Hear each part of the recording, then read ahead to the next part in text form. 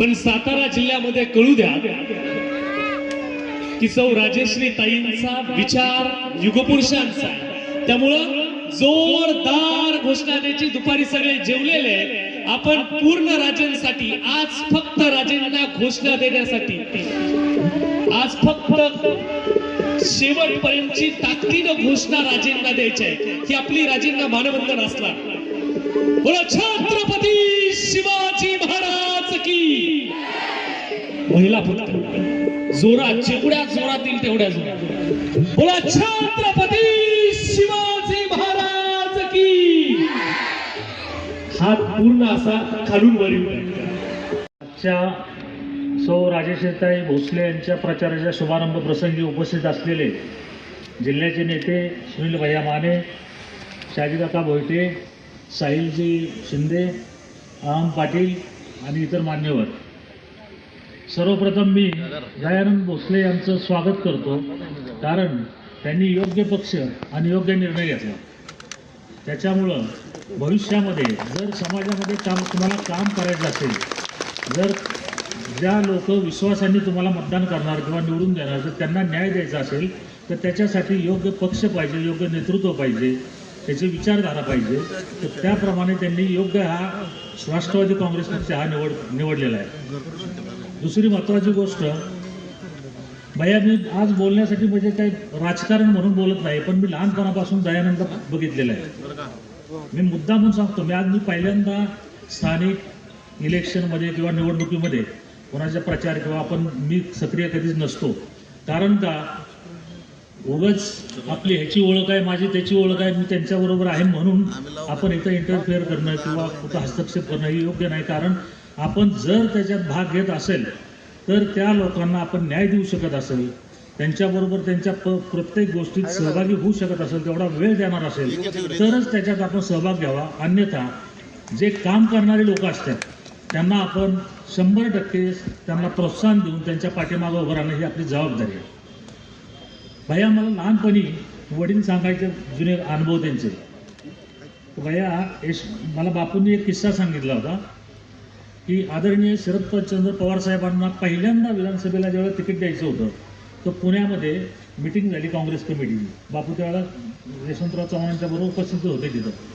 तर जिल्ह्यातल्या मातब्बर नेत्यांनी विरोध केला, नवीन नेतृत्व नाही तिकीट द्यायचं म्हणून। तर यशवंतराव चव्हाणांनी आग्रह धरून नाही म्हणले, तुम्ही बाकी मतदारसंघात एक मतदारसंघ कमी समजा पण त्यांना मी तिकीट देणार। आणि नंतर ज्यावेळेला यांची बैठक बसली त्यावेळेला यशवंतराव चव्हाणांनी एक किस्सा सांगितला की मला बापूंनी सांगितलं होता। ते म्हणजे आयुष्यात एक लक्षात ठेवा की तुम्ही शेती करत असाल, तुम्ही नेतृत्व जपत असाल, तुम्ही खेळाडू जपत असाल तर उगवता कोंब कधी खोडायचा नसतो। जर पिकातला उगवता रोप असेल तर त्याला कोंब तुम्ही खोडू नका। नेतृत्व जर उभं राहत असेल तर त्याला तुम्ही दाबू नका। त्याच्यात गुणधर्म आहे, त्याच्यात वेळ आहे, तो वेळ देतोय, तो काम करतो, त्याची इच्छाशक्ती आहे, तर त्याला तुम्ही प्रोत्साहन दिलं पाहिजे। उगाच मला आवड आहे म्हणून त्याच्यात उतरणं आणि त्याला न्याय न देता येणं हे चुकीचं आहे। मी कोणाला नावं ठेवत नाही, परंतु एक गोष्ट वाकण्यासारखी आहे दयाची। भैया आम्ही बरेच वर्ष झालं बघतोय, आत्ता तर ठीक आहे हे राजकारणात ॲक्टिव्ह झाला त्यानंतर हे बाकी काम, परंतु ज्या वेळेला तो पुण्यात राहिला होता, बाहेर राहिला होता, तरीसुद्धा गावात कुठलंही सामाजिक कार्य किंवा पारायणाचा सप्ताह असेल त्याच्या यथाशक्ती त्याला जेवढा सहभाग देता येईल तेवढा तो नेहमी देत राहिलेला हे मी स्वतः डोळ्यानं पाहिले, ताकद असू नसू। म्हणजे त्याचा दृष्टिकोन आहे तो समाजासाठी काम करण्याचा दृष्टिकोन आहे। काहीतरी मिळवण्यासाठी तो राजकारणाचा हे 100% खरं आहे, कारण त्याला जे मिळवायचे ते त्याच्या नशिबानं त्याच्या कष्टानं मिळवलेलं आहे। हे असं कोणालाही मिळत नसतं, लोकांना बोलायला सोपं असतं, परंतु घर सोडून ज्यावेळेला बाहेर राहतो त्यावेळेला तो जो कमवतो त्याला काय त्रास होतो ते त्याला वैयक्तिक माहीत असतं, दुसऱ्या कोणाला माहीत असतं। त्याच्यामुळं माझी सर्व गावकऱ्यांना, ग्रामस्थांना आणि आपल्या बंधूंना विनंती आहे की तुम्ही स्वतःच्या घरातला उमेदवार आहे असं समजून आजपासून कामाला लागा। कारण का हाच तुम्हाला 5 वर्ष तुमच्या प्रत्येक गोष्टीला कामाला उपयोगाला उभा राहणार आहे।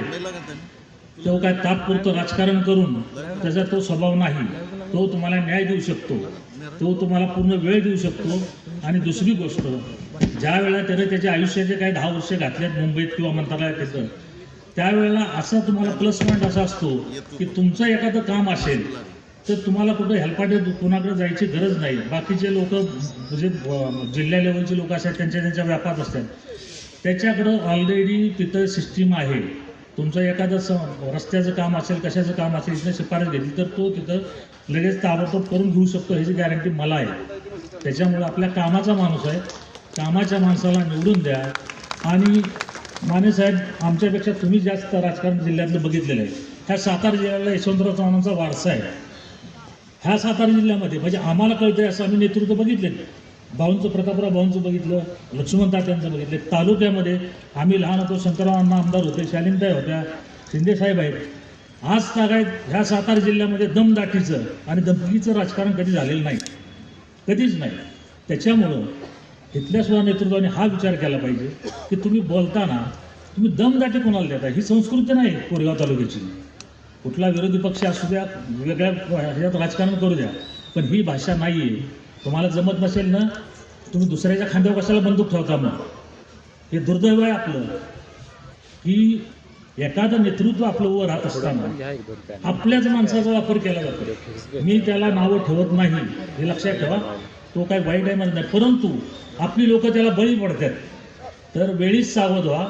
नेतृत्व करण्याची क्षमता त्याच्यात आहे, तो वेळ देऊ शकतो, तो ताकदीनं तुमच्या प्रत्येक प्रसंगाला उभा राहू शकतो. त्यामुळे माझी कळकळीची विनंती आहे की आजपासून दयानंद हा आपल्या घरातला उमेदवार समजून प्रत्येकाने कामाला 10 दिवस लागावं ही विनंती करून माझे मी 2 शब्द संपवतो. संस्कारांची आणि संघर्षाची शिदोरी जे नेतृत्व समोर नेत आहे आणि सातारा जिल्ह्यातील युवकांना एकसंध करून शिवशाहू फुले आंबेडकरांचा विचार त्या युवकांपर्यंत रुजवत आहे. ते सातारा जिल्ह्यातील युवकांचे आयडॉल आदरणीय साहिल बाबा शिंदे यांना विनंती करतो की या जनता जनार्दनाबरोबर आपण संवाद साधावा, एक गगनभेदी टाळी वाजवूया आणि जोरदार टाळ्यांमध्ये आदरणीय साहिल बाबा शिंदे यांचं स्वागत करूया. आमचं मार्केट हेच मार्केट. प्रथमतः छत्रपती शिवाजी महाराज यांना वंदन करून आणि स्वर्गीय अण्णासाहेब पाटील यांना वंदन करून आज मी माझ्या आयुष्यातलं पहिलं भाषणाची सुरुवात करतो. खरं तर काका, तुम्ही आम्हाला सकाळपासून टेन्शनमध्येच टाकलेलं. कधी भाषण माझी शैली नाही आहे ना, मी कधी एवढ्या मोठ्या सभेला संबोधन केलं आहे. त्यामुळे समोर बसलेली जनतेला पण आणि माझ्या पत्रकार बांधवांना पण म्हणतो, जरा सांभाळून घ्या. काय पुढं मागं झालं तर तेवढं सांभाळून घ्या, तुमचाच मुलगा आहे. आज आपण एकंबे गटाच्या उमेदवार श्री राजेश्वरी ताई भोसले व आपले गणाचे उमेदवार केतनदादा चव्हाण यांच्या प्रचार सभेला आपण इथे एकत्रित आलो आहोत. या सभेला उपस्थित सुनील भैया माने, शहाजीराव क्षीरसागर, आन भैया पाटील, सागरदादा पाटील, दयानंद काका भोसले व ॲडव्होकेट पांडुरंग भोसले, महादेव भोसले व इतर मान्यवर. जसे भैया म्हटले, कोणाचं नाव राहिलं असेल तर नाव लिहिणाऱ्याला पकडा, आमची चूक नाही त्यात काय. उद्याची येणारी जिल्हा परिषद व पंचायत समितीची निवडणूक आपल्याकडं एक 7-8 वर्षांनी आपल्याकडे एक कार्यकर्ता म्हणून किंवा मतदार म्हणून आपल्याला ही संधी. हात वर करून जोरदार टाळ्यांच्या गजरात काका साहेब एवढ्या जनता जनार्दनाचं माता भगिनींचं प्रेम लाभतंय. 2 शब्द संवाद साधा.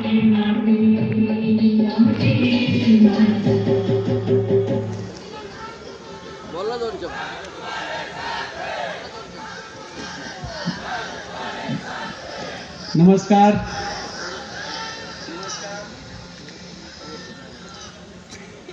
मी दयानंद भोसले, जिल्हा परिषद निवडणूक 2026,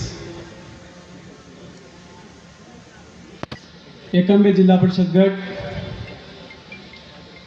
एकंबे पंचायत समिती गण आणि 7 पंचायत समिती गण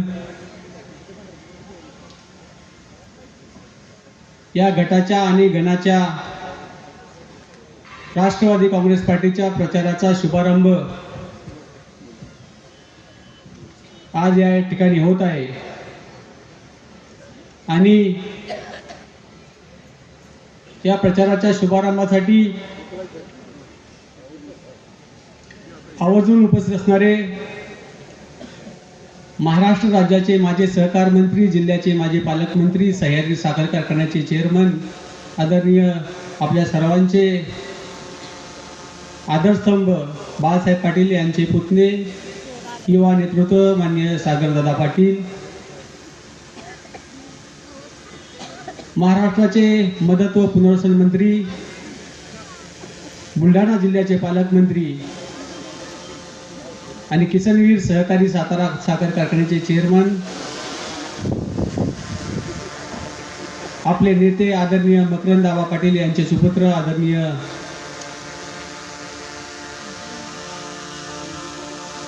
काय नाव आहे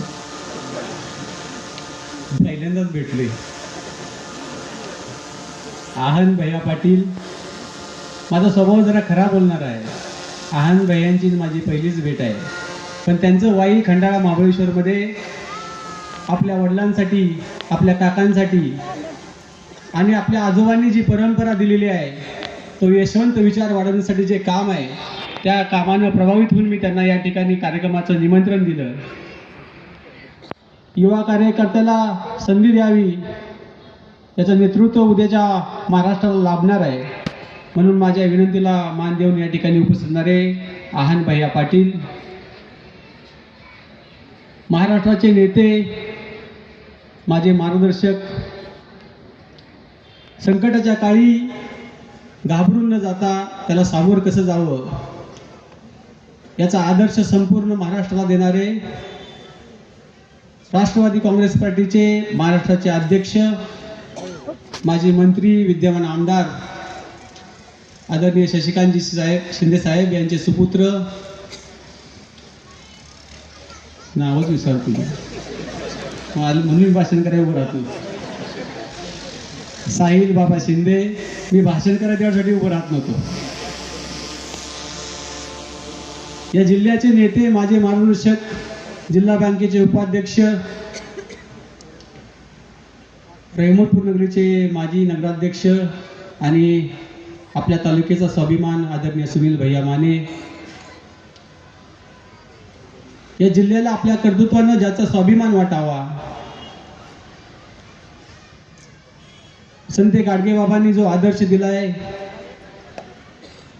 ज्याचा वसा आर पाटील आबांनी महाराष्ट्रभर चालवला, मग ते तंटामुक्ती गाव असू द्या, हागणदारी मुक्त गाव असू द्या, स्वच्छता अभियान असू द्या,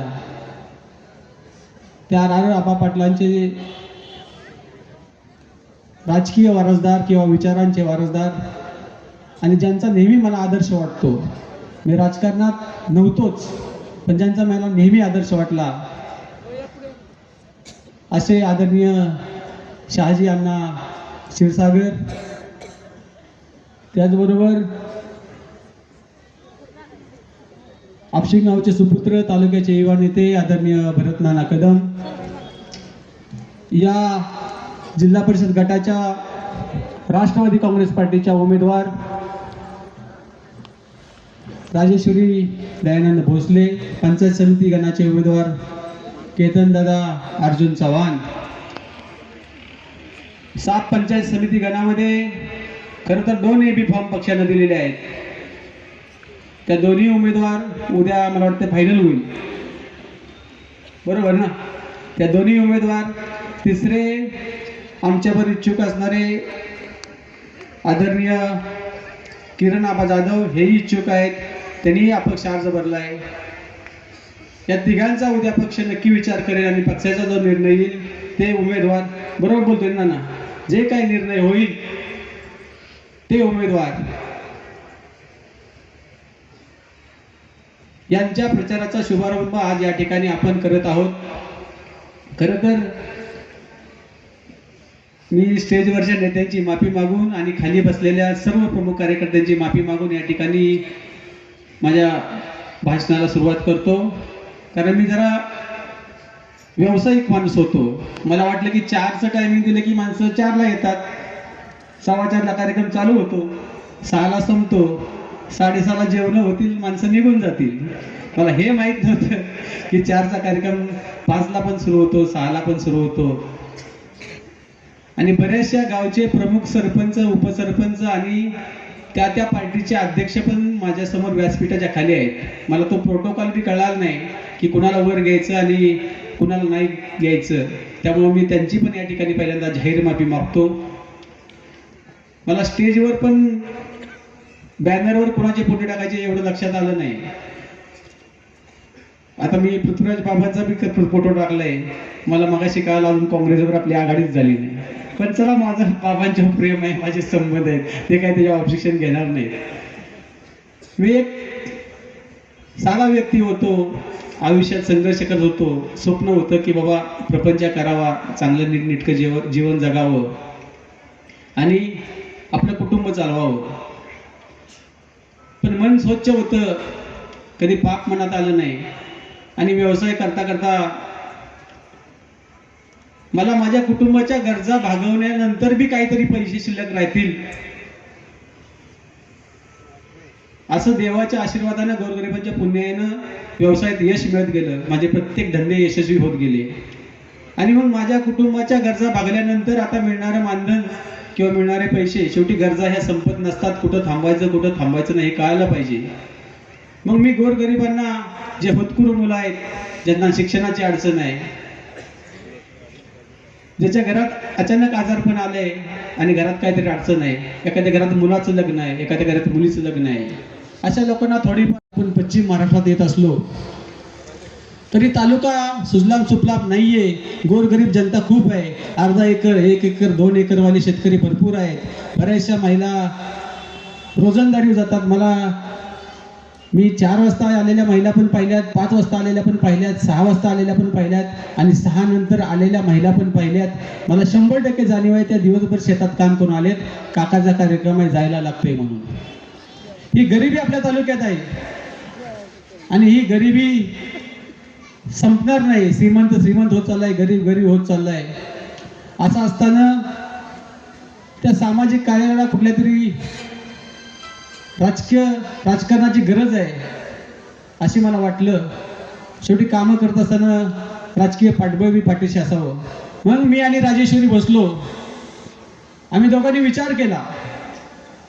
बऱ्याचशा गोष्टी मी राजेश्वरीला विचारून करतो. ती आज बोलणार आहे ना.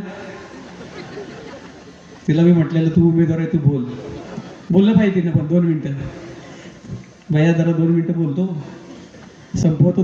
5 मिनिटात संपवतो, चालेल ना? 5 मिनिटात संपवतो, चालेल ना? हां. काय पुन्हा बोलतो. तर आम्ही दोघं बसलो.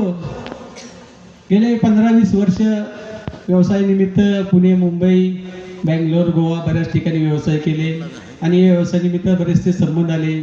त्यात प्रशासकीय संबंध आले, राजकीय संबंध आले. राजकीय संबंध आल्यानंतर आमच्यासमोर पेच प्रसंग पडला. संपूर्ण महाराष्ट्राला माहिती आहे माझे राजकारणात कोणाचे संबंध आहेत, कोण मला घरात लगत मानतं आणि कोणाचे मित्राचे संबंध आहे. आमच्या दोघांच्या समोर पेच प्रसंग पडला. आता निर्णय काय घ्यायचा. आपली सगळी टीम तर राष्ट्रवादी विचाराची आहे, आपलेही राष्ट्रवादीशी संबंध आहेत. आदरणीय शशिकांत शिंदे साहेबांनी आपल्याला कधी परका किंवा बाहेरचा असं अंतर दिलं नाही. शरद पवार साहेब आपल्या घरी येऊन गेलेत. भैयांची माझी नाळ आहे, अण्णांच्यावर मी प्रेम करतो. हे सगळं असताना आता करायचं काय. मग 2 दिवस जरा संभ्रमावस्था होतीच आणि ती मी मुद्दाम होऊन केली होती. तुम्हाला माहित होते काय संभ्रमावस्था होती, माहित आहे ना? माहित आहे, तुम्ही हुशार आहे खूप. आमचं ठरलं होतं दोघांचं की आपण राष्ट्रवादी काँग्रेस पार्टीवरच लढायचं. का लढायचं हे सांगतो मी, पण म्हणलं संभ्रमावस्था करूया. मी पण 20 वर्ष राजकारणात आहे. मी आदरणीय मकरंद आबा, आदरणीय नितीन काका, आदरणीय शशिकांत शिंदे साहेब यांना राजकारणात शब्द दिलेला होता की मी आयुष्यात कधी गद्दारी केली नाही. शेवटच्या दिवशी मी केसांना गळा कापणार नाही. तुम्ही जो निर्णय घेईल तो मला मान्य असेल. फक्त मला माझ्या वैयक्तिक टीका काही लोकांनी केलेल्या आहेत. माझ्या कुटुंबापर्यंत जायचा कोणतरी प्रयत्न केलेला आहे आणि गेले 15-20 वर्ष मी पण राजकारण करत आलोय. माझे बी संबंध आहेत. मनात आणलं तर मी काही करू शकतो. हे मला दाखवून द्यायचं होतं, म्हणून 2 दिवस मी संभ्रमावस्था ठेवली होती. बरोबर केलं होतं ना? बरोबर केलं होतं ना? हां. आम्ही दोघांनी बसलो देवापुढं आणि ठाम निर्णय घेतला की राष्ट्रवादी काँग्रेस पार्टीवर जायचं, आयुष्यात तडजोड नाही करायची. जे माझ्याबद्दल बोलतायत त्यांना कधी त्यांच्या व्यासपीठावर जायचं नाही हे ठरवलं होतं. त्यासाठी काय करायला लागेल ते करू, आणि आपल्याला देवानं भरपूर दिलेलं आहे आणि लोकांनी महिलांनी एवढं प्रेम दिलेलं आहे ना, कशाला घाबरायचं नाही. एवढ्या ताकदीनं राजेश्वरी मला बोलली ना, तुम्ही जो निर्णय घ्याल त्या निर्णयाच्या पाठीशी मी तुमच्या सोबत आहे. आणि कोण काय वाघाला दूध पिलं नाही, सगळे आईलाच पितात. आम्ही पण आईच्याच पोटात आईलाच दूध पिऊन आलेलो आहे. या तालुक्यातले आम्ही पण भूमिपुत्र आहे. फक्त मी विकासाचं राजकारण करतो, विचारांचं राजकारण करतो, कुणावर कधी टीका करत नाही. आजपर्यंत समोरच्या उमेदवाराचं कधी नाव घेतलं नाही, त्यांच्या नेत्याचं कधी नाव घेतलं नाही, इथून पुढे पण आयुष्यात घेणार नाही. मला त्या गोष्टीची गरज नाही. पण माझ्या वैयक्तिक जीवनाबद्दल तुम्ही बोलू नका, व्यक्तिगत टीका करू नका. मी धुतल्या तांदळा एवढा स्वच्छ आहे, पाण्या एवढा निर्मळ आहे. आजपर्यंत कुणाच्या ओलं सोडून द्या, वाळक्या पाचोळ्यावर पण पाय दिलेला नाहीये, आणि तुम्ही माझ्यावर आरोप करता. आरोप करा, आरोप करायला तुम्हाला देवानं तोंड दिलंय. चांगलं पण बोलता येतं, वाईट पण बोलता येतं. पण आज या ठिकाणी जाहीरपणे तुमच्या साक्षीने सांगतो, एक जरी आरोप 5 तारखेला मतदान आहे, 4 तारखेला रात्री 12 वाजेपर्यंत एक जरी आरोप सिद्ध करू शकले ना, त्या दिवशी अर्ज मी रोल करून टाकेल. देवानं तोंड तुम्हाला पण दिलंय, देवानं तोंड मला पण दिलंय. माझ्या आई वडिलांनी मला संस्कार दिलेत. बोलताना चांगलं बोल, सत्य बोल, कुणाला तरी बरं वाटावं म्हणून बोलू नकोस, खरं वाटावं, खरं असेल ते बोल. आणि मी ते आजपर्यंत पाळलंय, इथून पुढचं आयुष्य पाळीन. पण तुम्ही जर पातळी सोडली, तुम्ही जर टीका केली, तुम्ही जर व्यक्तिगत जीवनावर गेला, मी किंवा माझ्या उमेदवारांच्या किंवा माझ्या कुठल्याही कार्यकर्त्याला दमदाटी द्यायची प्रयत्न केला, हे काय बसलेले माझे कार्यकर्ते नाहीत, हे माझे भाऊ आहेत, हे माझे मित्र आहेत, हे माझी नात्यागोत्यातली माणसं आहेत. मला आज सांगतो, कोणत्याही क्षणी 365 दिवस 24 तास आम्ही तुमच्या सेवेत आहोत. कुणी घाबरून जायचं कारण नाही. हे लोकशाहीचं राजकारण आहे, हुकुमशाहीचं राजकारण नाही. आणि लोकशाहीचं राजकारण जिवंत करण्यासाठीच मी राजकारणात आलेलो आहे. राष्ट्रवादी काँग्रेस पार्टी जॉईन करण्याचा एकच निर्णय घेतला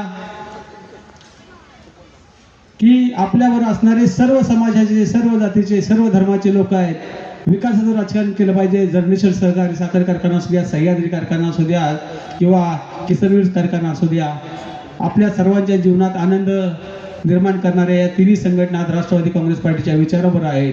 आणि त्याच्या माध्यमातून असू द्या, अजितदादांच्या माध्यमातून असू द्या, शशिकांत शिंदे साहेबांच्या माध्यमातून असू द्या किंवा मकरंद आबांच्या माध्यमातून असू द्या, या 28 गावामध्ये जो विकासाचा बॅकलॉग राहिलेला आहे, जे विकास तुम्ही फक्त कागदावर दाखवला आहे, रस्ते चकचकीत झाले म्हणजे विकास होत नाही. कटापूरपासनं, गोडशेवाडीपासनं, घोगावलेवाडीपासनं, गोळेवाडीपासनं, सायगावपर्यंत आणि एकांबेपासनं सिलटीपासून खिरकंडीपर्यंत, तुमच्या वाघजाडीवाडीपासनं नायेवाडी, एकसर, शिरपे, सुलतानवाडी, निगडी, दुगी, या संपूर्ण गणातल्या प्रत्येक गावाचा मी अभ्यास केला. तिथं काय काम झाली गेल्या 7 वर्षात आणि काय नाही झाली, याचा सगळा हिस्ट्री माझ्याकडे आहे. फक्त कागद दाखवायचा आणि गोड गोड बोलायचं आणि आश्वासन द्यायचं, एवढंच काम या तालुक्यामध्ये गेल्या 7 वर्षात झालेलं आहे. ठीक आहे, सामाजिक जीवन जगताना मी समजू शकतो की प्रत्येकजण आपापल्या पद्धतीनं सामाजिक काम करत असतो. या तालुक्याचे नेते आदरणीय शंकरराव अण्णा, त्यांनी त्यांच्या पद्धतीनं काम केलं. आदरणीय शालिनीताई पाटील साहेब, त्यांनी त्यांच्या पद्धतीनं काम केलं. आदरणीय शशिकांत शिंदे साहेब, त्यांनी त्यांच्या पद्धतीनं काम केलं. विद्यमान लोकप्रतिनिधी पण त्यांच्या पद्धतीने ते काम करतायत. पण आजपर्यंत कधी एवढ्या खालच्या पातळीचं राजकारण, एवढ्या खालच्या पातळीची जाहिरातबाजी झाली नव्हती, जेवढी जाहिरातबाजी आणि खालच्या पातळीचं राजकारण आज होत चाललेलं आहे. या सर्व गोष्टी ज्यावेळेस माझ्या डोळ्यासमोर आल्या, त्यावेळेस माझ्या लक्षात आलं की आता आपल्याला ताकदीनं उभं राहायला लागेल आणि राहिलेला हा विकास आपल्याला पूर्ण करावं लागेल.